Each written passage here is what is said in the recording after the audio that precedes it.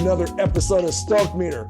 And my voice is a little bit different today. I have no idea why. Maybe it's because we're so excited to have Mika Shino with us. Mika, how in the heck are you?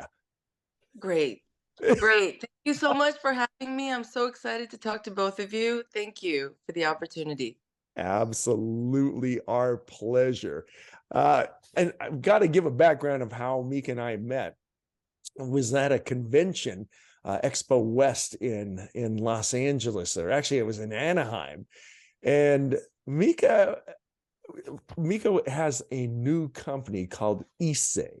And I went by and I love it. So there's this Japanese confectionery called Mochi, and a lot of you might know what that is through ice cream and some other things, but I was amped about it just because I grew up with this Mochi, and it's a guilty pleasure. I'm not going to lie, but Mika put a new twist on it, which was it's a healthy gummy. but furthermore, what I really loved is her booth had this whole array of people, and it was so awesome to see them come together. And there was one thing in her company that they want to build bridges across cultures through food. And that nailed me, because there were so many different people, and everyone was working fluidly together. And we'll go into what that is. I mean, how did you do that, Mika? Oh, thank you so much. I mean, it was great meeting you. I remember you stopping by the booth and you took a bite of it and your shoulder sank and you said, "No effing way." Like that was your first reaction. And I was like, does that mean you like it? Does it mean it's bad? And you just gave us such a positive, warm reaction to our Yeah, emotions. yeah. And I do I the PG version of it's. I said freaking. That's right. That's right. You said no freaking way, and it was amazing for us and the team. I mean, for us, it was our very first expo. It was our Mhm. very first booth. We had Yeah. no idea what we were doing, and me and my assistant, we were the only ones building this almost homemade booth the day before. Yeah. Most brands, they can afford to have construction workers and a team to come and build basically a Yeah. set, right? Yes. But we had done everything ourselves. We had no idea what to expect. I was like hauling big, huge vinyl flooring from Home Depot, because it was $45 at Home Depot, but if you rent it from the convention center, it's like $2,000. Yeah, So we it's were really nuts. like shoestring budget, and we got there and we had, I'm sure you saw, it was the worst booth location. I was the last person to book a booth. It was dark and dingy. It was in an entryway, and I thought, oh my God, this is not going to go well at all. And then all of a sudden, all these people came. We ended up giving out, 5,000 samples a day. Holy moly, We had, 5,000? yeah, 5,000. I thought, okay, maybe 500 a day. Maybe that's like wishful Yeah. thinking. We had to run around trying to scramble for these cups, the sample Yeah, cups, yeah, the yeah, paper yeah, cups yeah. that we didn't have enough of. And everybody told us don't expect that much, because the expo apparently now is more about sellers coming to Mhm. the booth and trying to sell you Yeah, ingredients and packaging and services. So I thought, right. okay, if I get one little retailer, Yeah. that would be like mission accomplished. And Yes. it was Yes. just amazing. We were just so lucky. We got 7 different teams from Albertsons. We got onboarded with Keiki on the spot. Oh, um Wegman, Walgreen, Target, Walmart, oh, Ben that's and awesome. Jerry's.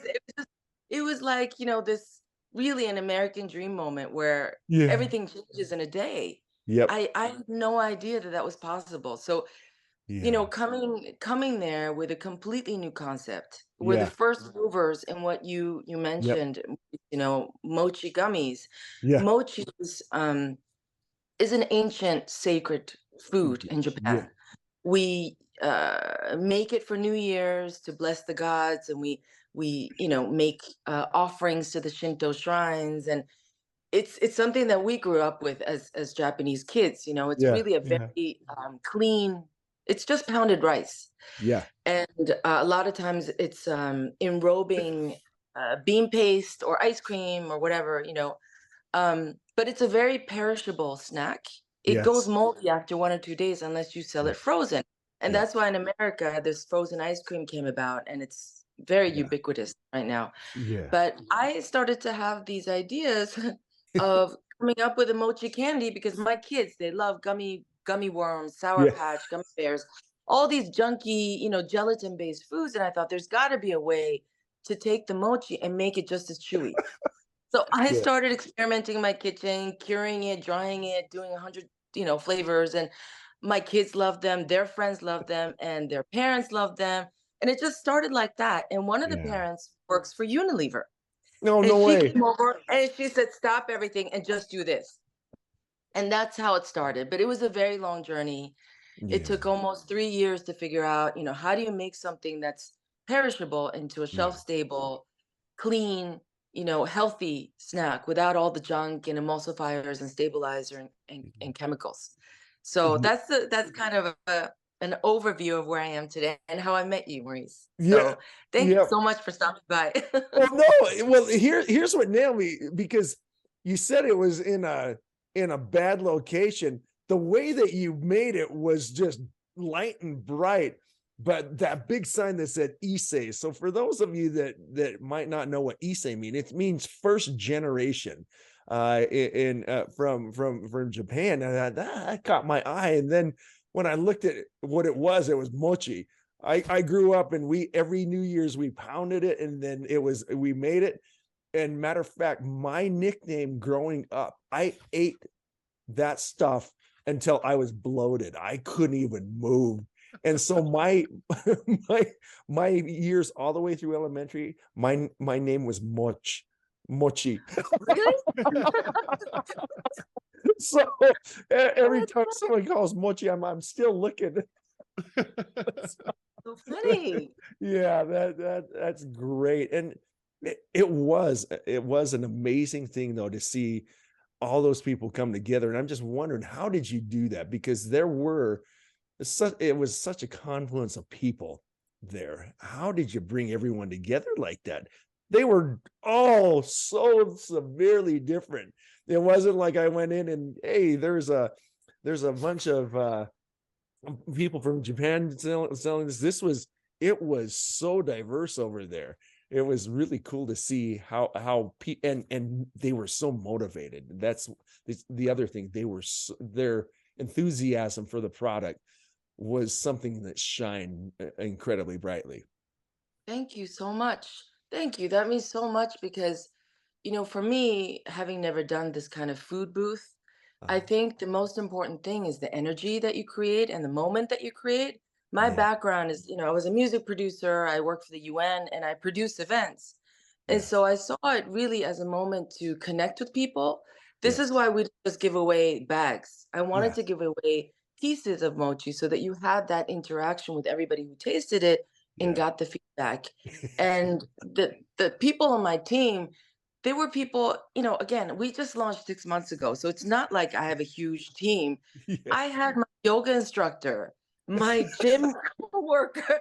I mean, I had people who I knew. I flew them out from, you know, from Bethesda, Maryland, yeah, because I wanted to have people who cared about me and cared about the product and cared about the mission and have diversity. So I didn't just have, you know, Japanese folks. I had people from Korea, African Americans, you know, I had somebody from um Monroe, Washington. So it was really about people who love mochis, people who want healthier options, especially for their families. yeah, And so I think a lot of booths, they go and they hire, you know, hostess agencies or people, you yeah, know, just part-time work, which is great. But I knew that I wanted people with their heart yeah, into it, you know, so that yeah, when they did talk to people, even if they didn't have all the information, it was coming out of a place of love. yeah. So I'm so And- glad that that transpired. Yeah, well, you talk about heart, and you obviously have a lot of heart. yeah. And you just kind of glossed over. You're like, oh, music producer, and Oh yeah. oh yeah. Here By we the way, I go. worked at the UN, and I was looking at your bio, and holy cow, you've got to tell us more of your story and who you Oh, are, because any single one thing that you did would be a lifetime for someone else. And yet Oh, yeah. you've done all these different things. Like, just tell us about you for a little bit. Oh, Tell us your yes. story. thank Awesome you. question, Gary. Thank you. I do. I mean, I do gloss over a lot of stuff because I think for a lot of people, when you are interested in multiple disciplines, it seems like you're scattered or you're not focused. But I think, as a creative person, you can be interested in so many things in life. And there's a universal thread, I think, to that you're interested in creating and producing and and um and connecting with people. So my background, so I'm Japanese. I was born in Kyoto and I grew up in the US. And I started very young. When I was 15, 16, I started to dance. I started to do music videos. I started to sing. I was on Club MTV. I produced records. And then I was it was before the Me Too movement. So I was very dismayed at the way men treated you as a young girl. I was Sure. 16.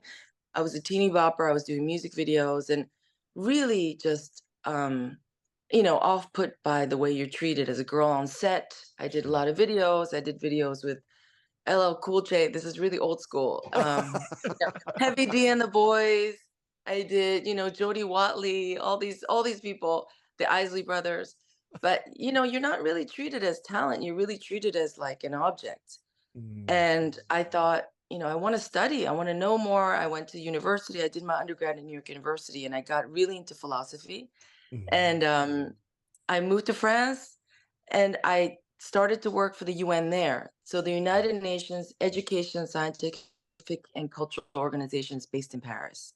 Yeah. And they have a department called Philosophy and Ethics. And it's all about how do you connect people through critical thinking, analytical thinking, independent thinking, especially in countries where religious dogmatism was Mm, really the prevailing notion.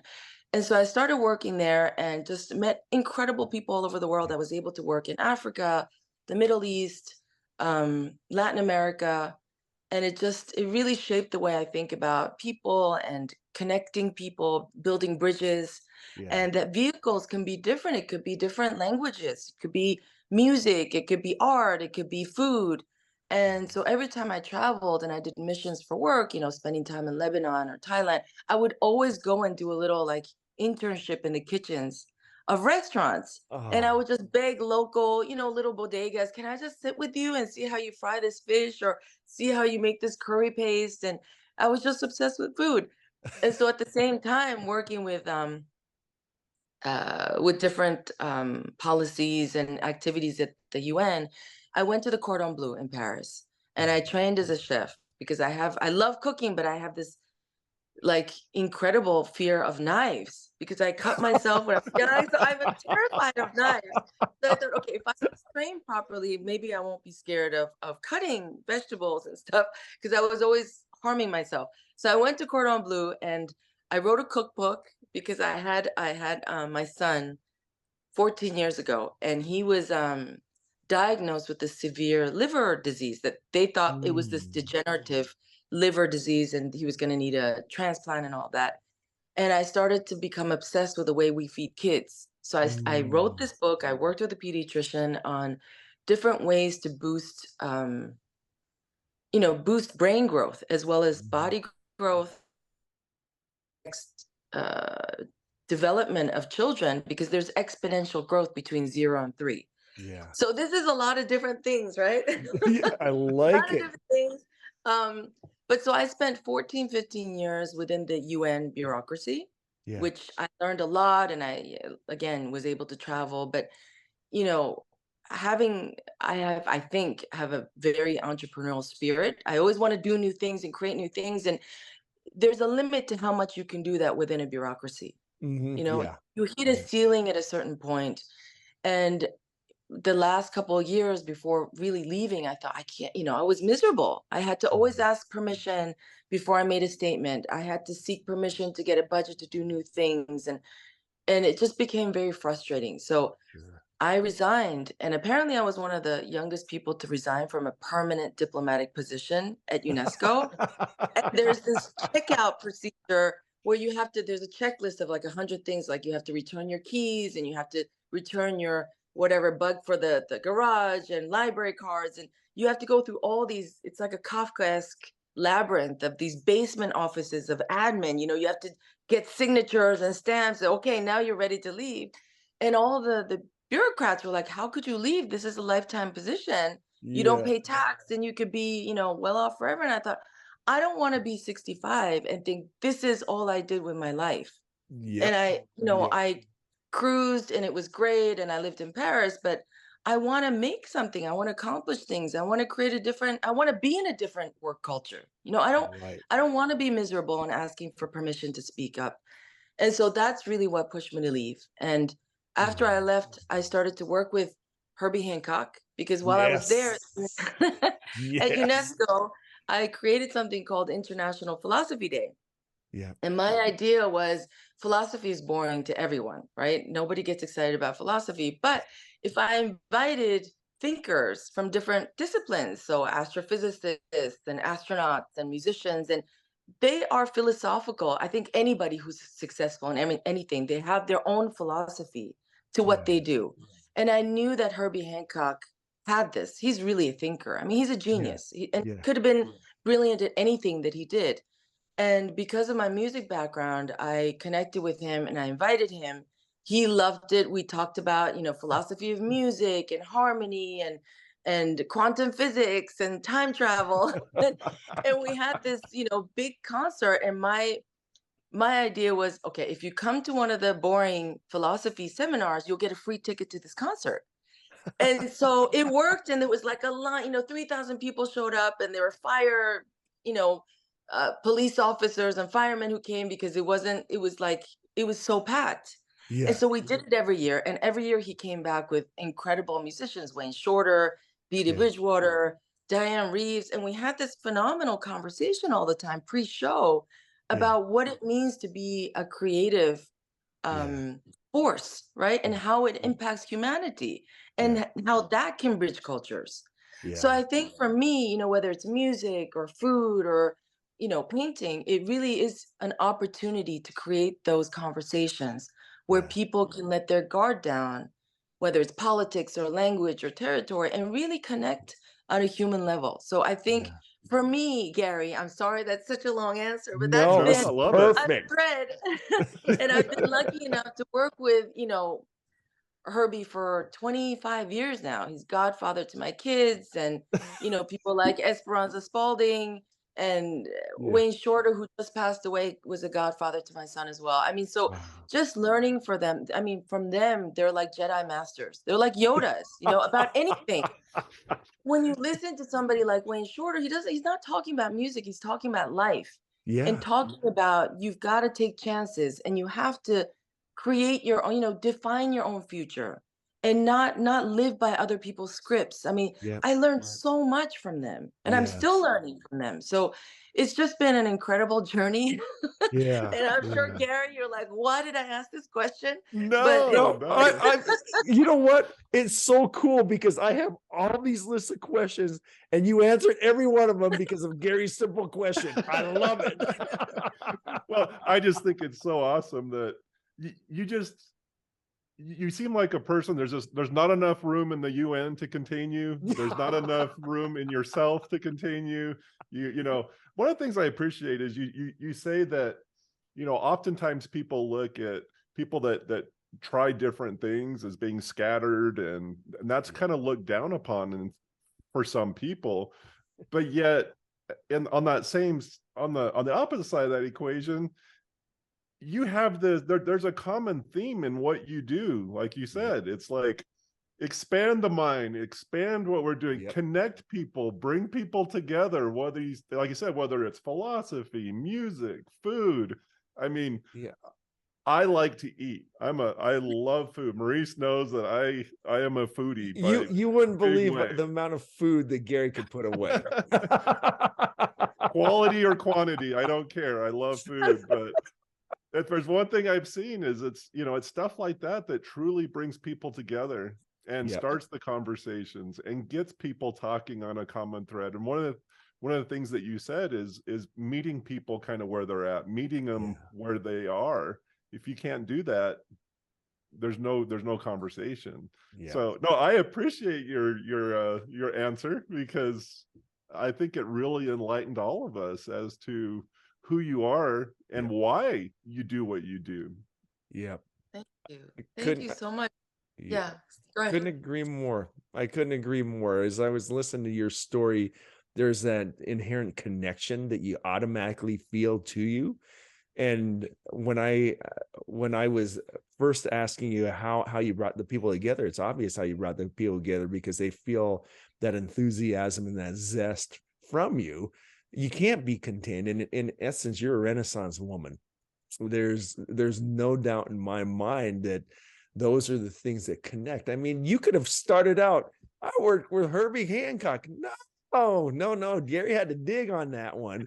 And just to see that deep connection that you have with these people that have influenced millions and that continue to be your mentors, who could boast that? And the thing is that the thing that's lovely about this whole situation is you don't boast about it. It's obvious that you're a sharer of the things that you learn, which only makes not only you better, but everyone around you better. I think that's why I go, I've got to go to that booth, right? It's amazing, Mika. Thank So, you. yeah. Thank you. It's thank you. I mean, it's been such a long journey to try to find my own sort of room or space or whatever you call it. I really spent my whole career Mhm. with a lot of, with honor, building other people's vision, you know. Yeah. Um, Herbie would say to me, I've got this idea. Can you figure it out? I'm like, yes, I'll figure it out. What's the budget? Zero budget. Okay, we'll figure that out too. And I've been lucky enough to be able to do that. But then I thought, okay, I mean, I've got to try to build something for myself Yeah. and create a culture that I can be proud of and raise other folks up Yep. and give other people, a seat at the table. Yep. And so that's really what, in addition to creating something that's delicious and brings happiness to kids and families, I thought the whole philosophy behind it, there's got to be a purpose. And the name Issei came because Issei, like you said, Maurice, it means first generation Japanese immigrants specifically. And Mhm. for me, it's about celebrating the heritage and the culture that all immigrants bring to the table. And, Yeah. growing up as a minority, I didn't have access to, Asian snacks or Asian flavors. I'm old, so it was a long time ago. Maybe today it's different, but me growing up in New Jersey, Yeah. you had to go to the ethnic aisle if there was one, or go, drive 30 minutes to go find the Asian supermarket.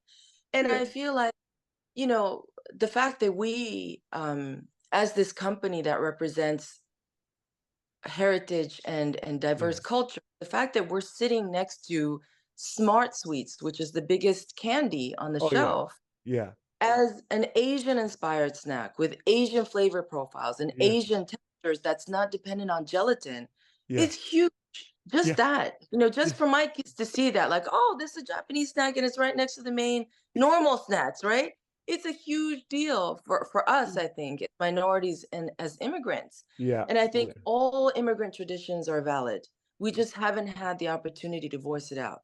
So I think Sure. if we could be part of that movement, that's really what I wanted to create. I mean, the Mochi gummies, we spend a lot of energy on it, but it's a vehicle for that Yeah. bigger, broader message, if that makes sense. Oh, Oh, totally. it makes a ton of sense, because as you're talking about the Japanese aisle or the Asian aisle or whatever, my mom's from Japan. I grew up in the 70s, and I remember she would make us sushi, she would make us curry rice, she'd make us all these different things. And I tell my friends at school, I go, what are you thinking, man? What is this stuff? And so I thought, okay, I'm not going to tell anyone what I ate, man.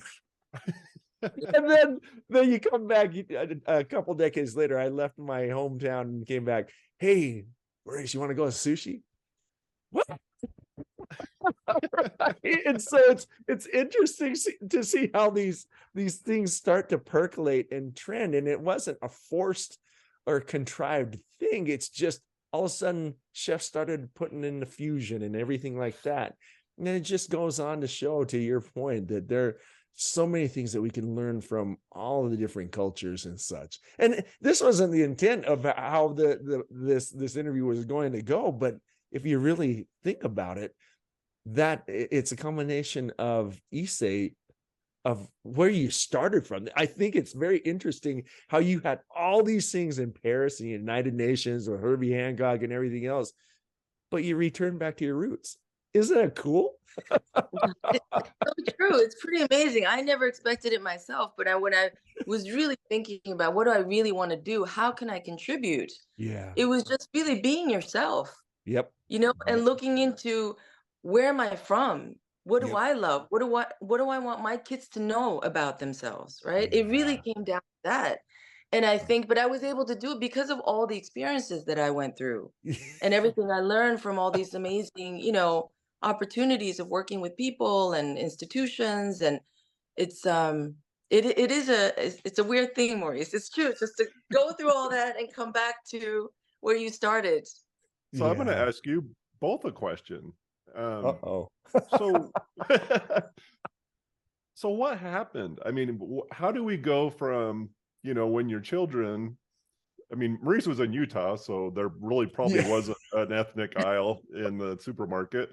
How do you go from being, I'm not saying ashamed, but not really, vocalizing or like, hey, I've got this great food, I've got this great, whatever it is, to where we are now, where food is seen so much more as a unifier, and people of different cultures are more excited to bring stuff to the table, no pun intended. Yeah. What happened? Do you want to go first, Mika? I have some ideas. Yeah, I mean, I think there's a general opening of minds, and I think the more people hear, like Maurice said, more chefs talk about different ingredients. I think there's just much more diversity in the restaurant and the foodie world, and that has trickulated, down to normal average people being like, okay, well, I'll try that ramen, Yeah. or I'll Yeah. try that, weird sushi, right? The dragon roll or whatever. And I think that really didn't exist, as Maurice said. It really didn't exist. And I think just the general appreciation of food didn't exist when I grew up.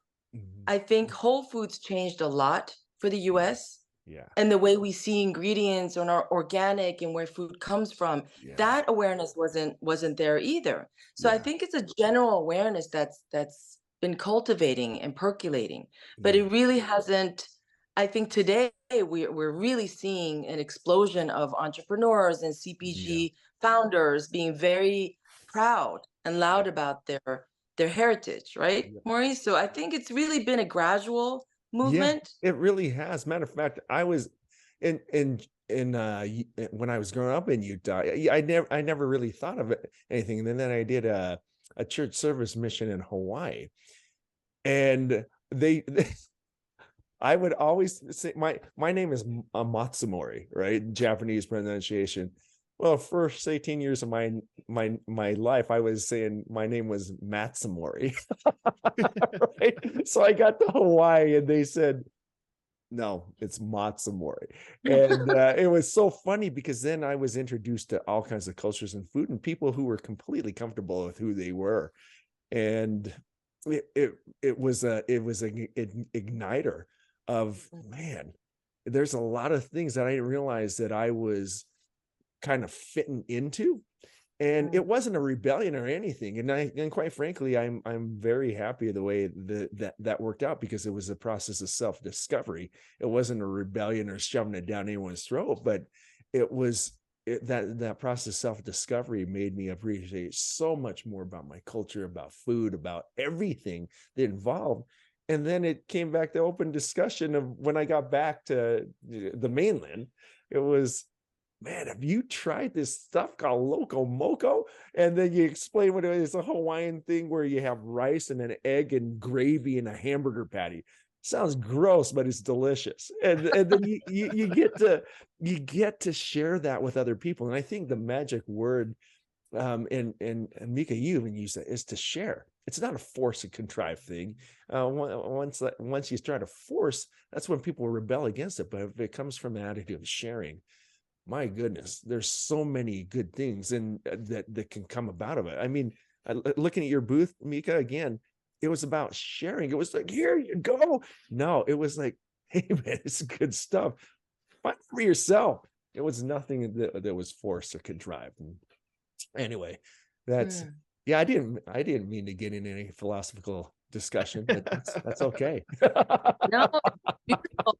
It's beautiful. And I have to add to that, Maurice, for me also, like moving out of the US and spending 14 years in France, Yeah. the level of appreciation that the French and the Europeans have for Asian cultures and tradition, not just the food, but the history and the art and the literature, that really made me feel like, wow, you're right.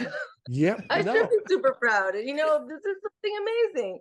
And you don't have that level of awareness here. No. So that was an awakening for me as well. No. Well, and I think that's what food can do, is it can open doors between people. I have to share a quick experience. I was in LA, probably about 8 months ago, and a buddy of mine, he works in an industrial center where people kind of do they have their different businesses. And at the very end, there was this Armenian gentleman that's a fabricator, and he makes amazing, beautiful art and entryways and that type of stuff. And anyway, I don't know why, but he got wind that I was coming, and he's like, I want to cook for you guys. Yes. I want to make something for you guys. And we're like, okay, we're in.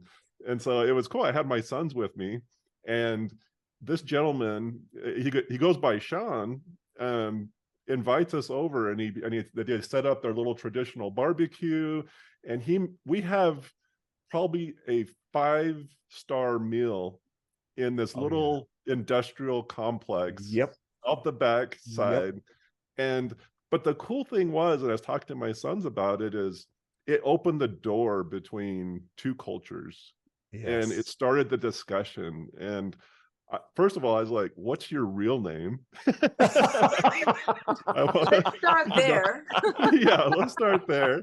And you could just see walls falling and falling and falling. And, it was almost, well, I'm not going to say almost, it was a religious experience for all of us. Yeah. And that gentleman has since moved back to Armenia, and I'm just grateful for that experience. So, I mean, when you talk about the power of what you're doing with your company, not just the name, with the name, the product, the intent, it's so exciting. It's so exciting to me.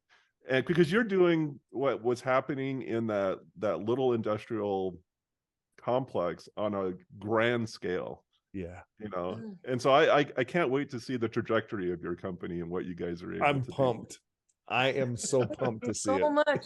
It's just, I'm so grateful to talk to both of you, because starting a business and quitting all of your positions and jobs, it's really scary, right? Especially at my age, not 20, right? And I have a family, and so it's been such a rickety, challenging journey. And every night, I was like, okay, there's another 10 gray hairs I have, because I'm worried about this and that and production and manufacturing and shipping and all these things. But I'm so grateful for your belief and for you seeing what we're trying to do, because it's been tough. I didn't even know what a barcode was. I didn't even know what SKU meant.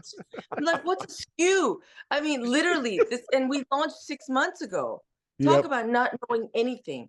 And even through the research phase, but I do think, and I say it to my kids all the time, like, if you manage to achieve a certain level of accomplishment or success in one field, knowledge is transferable, right? Yes. So it'll take you some time to there's a learning curve of learning words like SKU and barcodes. But once you get there, you can figure it out because you figured it out in one field. Right. And I feel like it kind of emboldens you to be like, okay, now I know this. I know how to deal with people. I know what, sort of hangers-on are like, right? I've seen that in the entertainment business. I can sniff that out, right?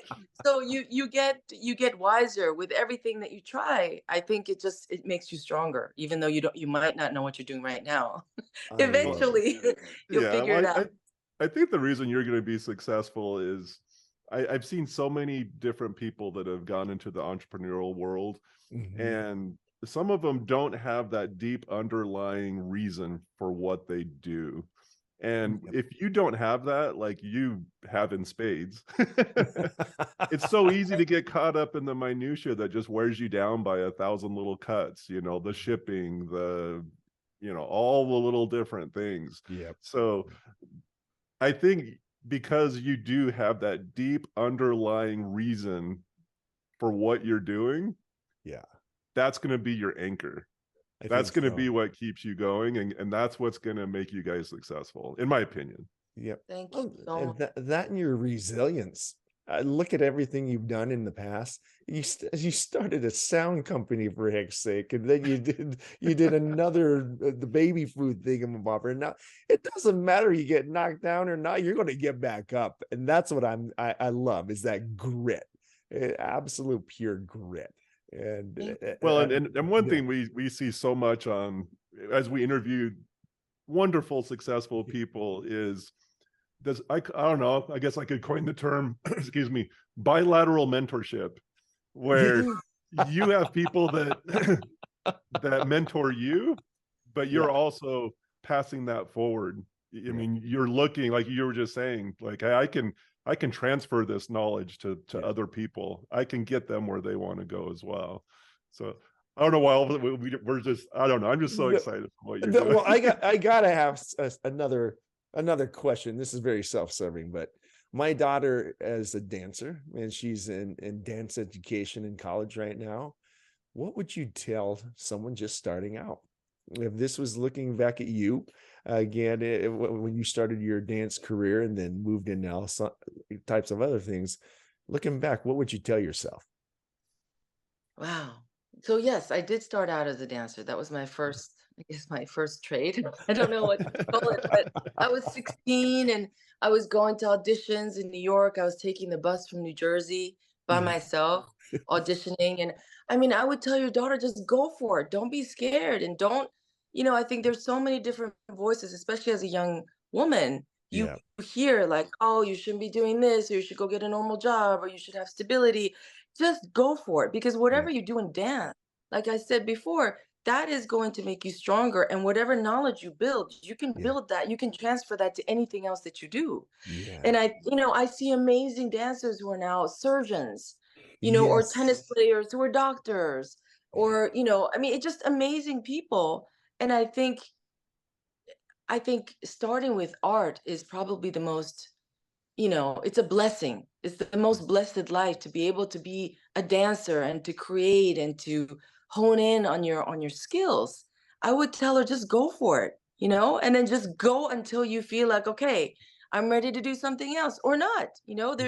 There's amazing career paths in dance. So I would just tell your daughter, just go for it 100%. I You know what like that it. reminds me of is, you're talking about those transferable skills that, Y- so I'm in healthcare, and some of the best nurses make the best doctors. And it's not Mhm. because the nurses have some clinical knowledge, it's because they have people knowledge that they Yes. can That's then transfer. And so that's I right. can see, like, in the dance realm, the discipline, you know what I mean? The Yeah. repetition, Yeah. that is such a highly transferable skill. That makes So so much true. sense to me. The determination, and you don't Yeah. want to rehearse, you don't want to practice every day, you don't want to go to dance class every day, but the fact that you force yourself to do it and you Yeah. get better and better and better. But dancing is also, you got to hustle, you Yep. got to go to audition, right? You get beat down, your teacher criticizes you in front of the whole class. It's about being able to take it and endure it. Yeah. It's really, I mean, it's very hardcore to be a dancer. And Yeah. you're not going to be able to get jobs, to get gigs as a dancer, if you don't hustle, if you don't go to Yes. auditions and figure it out, and learn how to talk to people and learn how to talk to your employee. I mean, it's a whole universe of skills involved. So Yeah. if you can figure that out as a young person, you can do anything. So, Oh, so I'm going to take that a little bit further. How did you filter out the noise? How did you filter out the people that say you shouldn't be going into dance, you should be doing something else that's more stable? What, at a young age, you were yeah. obviously able to do that to some degree. How did you do that? That's such a good question. Nobody ever asked me that. I wonder how. I think I was lucky because both my parents are artists. So for Mm, them, and that's the reason why we moved to the US. My father was not a businessman. We yeah, didn't come here with a company. yeah. My father was a painter who was banned from the Japanese Artists Association Oh, because he did Wow. politically charged exhibitions in the 70s, criticizing the good government for for them. Wow. censorship. And he was banned from there used to be a lot of, very sort of solid associations guarding who Yeah, gets to exhibit or not. And he was banned, as well as a lot of his friends, a lot of other artists. And there was an exodus of artists to New York. So my father was part of that, with a big afro and huge glasses and with bell bottoms. He was a total rebel. So for him, his daughter starting to go to auditions and leaving school at 2 p.m. to go into Manhattan, is like, all right, cool, you should do that. And my mom too. So they never judged me. I yeah, think at a certain point they were like, okay, really, what are you gonna do? Are you gonna go to school? But they didn't put that pressure on me, as I think a lot, especially Asian families do. Like, you have to yeah, be a doctor, you have to be a lawyer, you yeah, have to go into business. I didn't have any of that. And so I wasn't afraid. And yeah, even when I applied for a job at the UN, they basically laughed at me, because getting a job as a Japanese citizen in the yeah, UN, you yeah. have to come from a family of people working for the Ministry of Foreign Affairs. You have to go Yeah, through, there's a very strict path to get right, into that. right. And I was this, like, philosopher artist looking for an intern, and I was hired by a Korean philosopher, an American who spoke no French. And so he was really fighting for me to get a permanent position, because I worked so hard for him. Yes. And at one point, the Japanese ambassador called me into his office for the first time, acknowledging that I existed. And he said, well, so what did he ask you to do? Like, asking me, am I a spy? And I said, no, I worked really hard for him. And I didn't take vacation. I really worked my butt off. And he thinks that I would be a good UN worker. And they're like, really? And so it was a total shock to everybody. Like, how did I get a position at the UN without coming Right. through the normal route? Because I wasn't scared. Yeah. I just called. And my Mhm. whole journey through the UN is also kind of ridiculous, because I visited UNESCO. And Yeah. in Japan, UNESCO is big because there's a lot of UNESCO World Heritage sites, and it's a Yeah. very big organization. Whereas in the US, it hasn't been very well known for a long time, because the US pulled out in the 80s.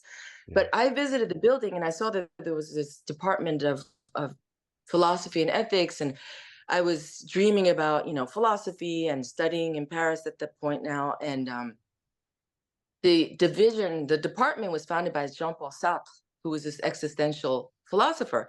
I thought, oh Mhm. my God, that's a dream. Why is there a philosophy department in the UN? I want to work there. So I called the internship. There's an internship department. And I said, can I get an internship? But they said, well, do you have a master's program? And I said, no, I just started mine. They're like, well, no, you can't do it. You got to wait 2 years. And I thought, why do I have to wait 2 years? It's free labor. I'm saying I'm going to work for free. So I started calling, there was this organogram. I started calling everybody in the organogram, the tolerance division, human rights unit, women's rights. And I happened to uh, stumble upon the new head of the Department of Philosophy and Ethics. And Yeah. he was this Korean man who just graduated from Harvard, or stopped, teaching at Harvard. And he didn't have anybody to help him. He didn't speak any French. And he said, well, so you want to do an internship, huh? And I said, yeah, I'll work for free. I just want to learn. I didn't even know how to use a computer properly. And he said, and they're telling you no? And I said, they're telling me no. He's like, come in on Monday and you're going to do an internship with me. And so he That is called all the departments, awesome. got me an insurance, got me a UN pass, did everything for me. And I worked so hard for him for 2.5 years.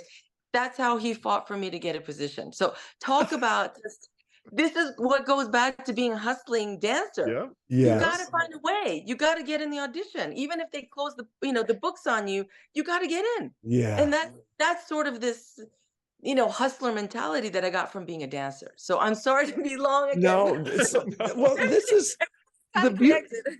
The beauty about all this this entire interview is that we started out with the initial company, right? But looking at who you are and going back to what Gary says, you're going to succeed regardless of what goes on with the Mochi gummies and such, because the character that you bring to the table, and also that willingness to pass this forward, it's going to continue to perpetuate into success. That's the way I'm going to be looking at it, and you won't convince me otherwise. Thank you so much. But no, I just wanted to thank you, because I know you've given us a ton of time. But I did want to thank you for making that time, especially for a person you only met once. You're unforgettable, Maurice. Like I remember exactly the moment where, I met you and you had that reaction. I thought, wow, he's amazing. Like you were so expressive, and you had so many things to share with us. So thank you. Thank you for, taking the time to even want to listen to my story and to my company, and giving me the opportunity. Thank you so much. It's our pleasure. And do me a favor, stay on the line for a second, and then we'll go from there, okay? Wonderful. Thank you. Thank you.